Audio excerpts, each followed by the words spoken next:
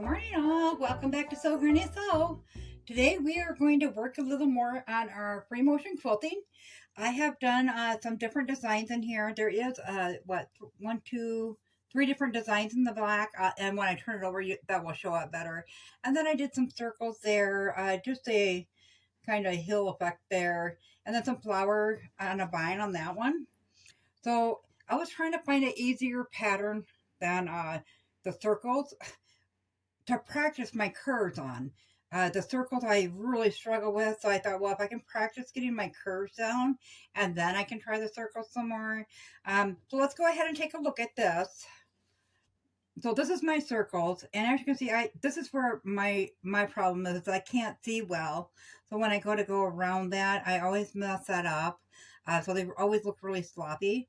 This was just a vine with some leaves on, and it's really hard to see that when you do it so small on the sewing machine because the jumper foot or free motion quilting foot or whatever foot you call it, it has the O on it of the foot. So it's hard to see when you're coming back around. You know, you go this way and then to come back around, you can't see anything to line that up. Okay, and then this one here, I just went like this, back and forth. I'm still struggling with the curves on this one. I wasn't down here and I was going slower. So once again, I think it's a slowness. This one here was really, really good.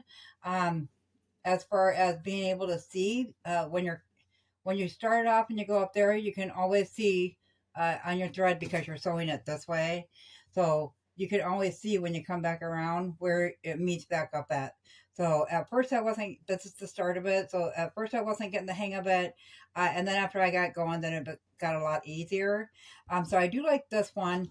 However, when I turned it around and went to go this way, you can see where I was messing up with the speed again. I was going too fast, getting in a hurry. But where I didn't go too fast, they turned out good. This was that hill effect one I was talking about. That one, of course, is going to look okay. And this is a little flower on the vine. I started off good, but then I got in a rush. And once again, you can see that the problem with my stitching again on there. I did end up setting my tension lower on the bottom. So that did help a little bit. As you can see from going around the edges that it was okay then. But we're going to head on over to the sewing machine. I got another square in there ready to go. And I think we're going to work some more on this vine here and this vine here. Hoping my hand don't get in the way too much that you can still see. I've kind of brought you into a different angle today. I'm hoping that you can see that. If you have experience, you know, we're always looking for some help. If you want to comment below and give us a few tips, that'd be appreciated. And if you don't have experience, I'm right there with you. So this is try number 4. I think 4 days. I've tried this 4 different days now. And I really need to get them bubbles down. So like I said, we're going to do those vines with the loops in because that will help with getting that rounded edge a little more perfected. So we'll go ahead and get started here. And I'm going to go all the way down and then I'll stop and go back this way with the other kind of vine.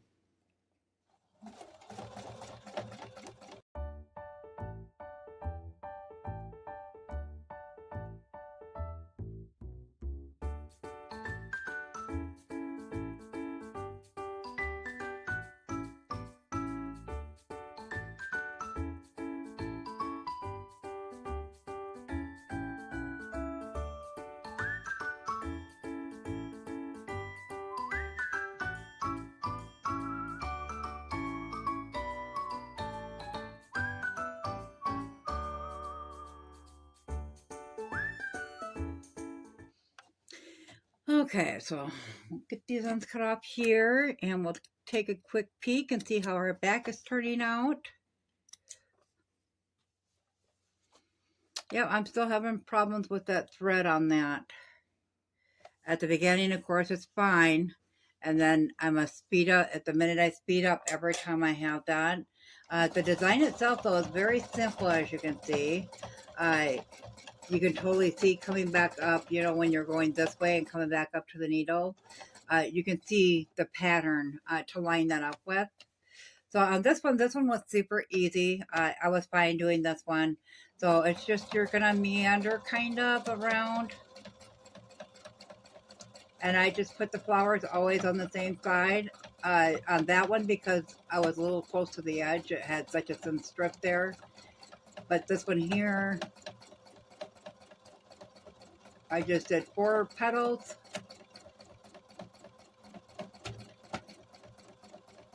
Once you get back to the middle, then take one of the threads you already had there and just meander away again.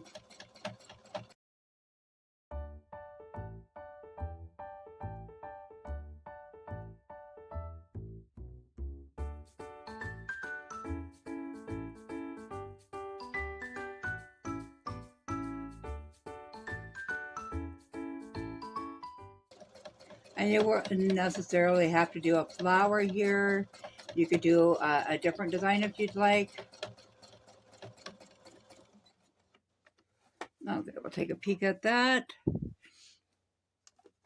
That one's not too bad. I messed up that flower there, but that one's not too bad on the front. On the back, for the most part, they're pretty good. I do see some loose stitching on that.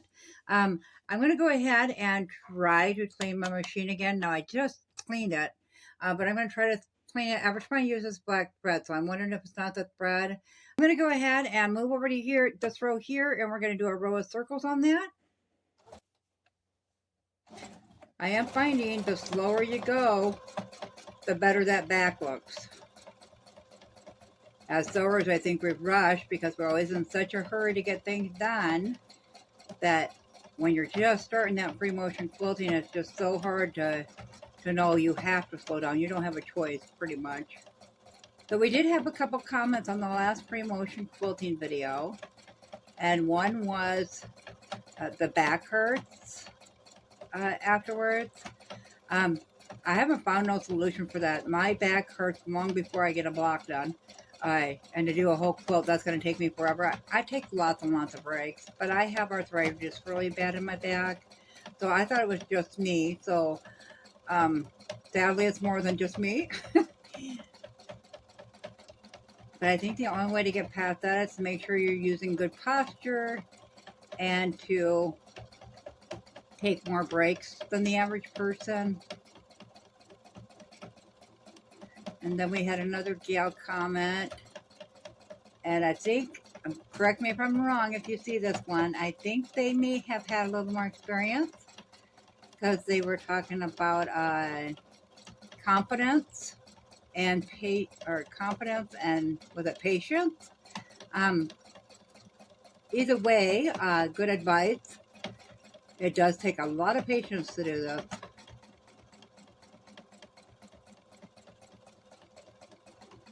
I love getting comments on here though, because then it kind of, we can help each other learn this skill or whatever other skill.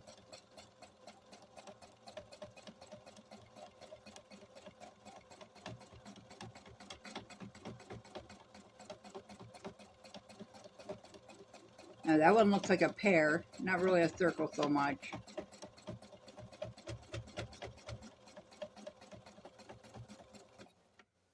Go right along that edge to get wherever you want to go. And I think for this one, I'm just going to use a meander pattern because then it's kind of carefree, thoughtless. I have a low stitch setting on here right now. It's a 1.2. That's for the fact that I was seeing if it helps with that back thread at all. And then I got my bobbin tension set on 3. I don't know if it's going to do any good or if it's just wasting time and thread. But I wanted to check it out. And this certainly does take a lot of practice. Sewing was kind of a natural thing. It just kind of sunk in as soon as I started sewing. You know, it's pretty straightforward. And this is not so much because it's very deceiving as far as what it looks. It looks to be super easy. And then you get up to the machine to do this. And you're doing so many things without really giving thought to it, such as holding the fabric because you don't have your feed dog on. That's dropped down. So it's not going to pull your fabric for you. So you got to hold your fabric while pulling it around. A little bit harder than what you would think.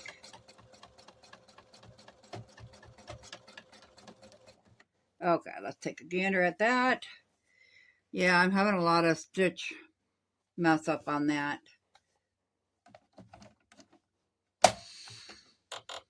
Try that in that back and see if we get a better result.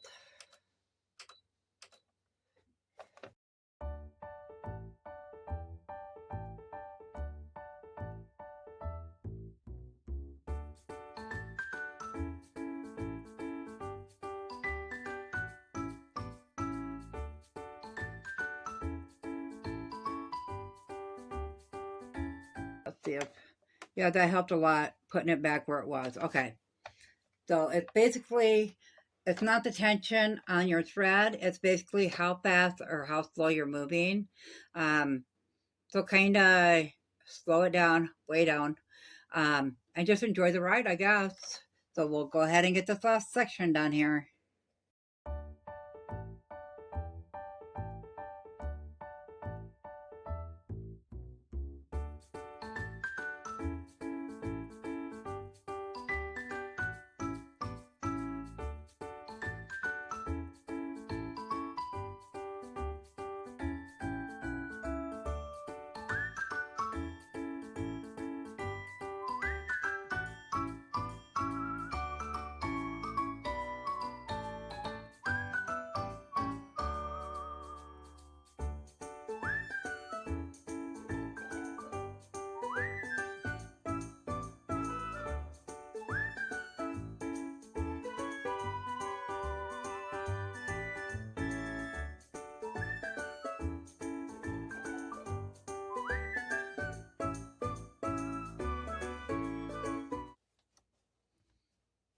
I really like how that one turned out.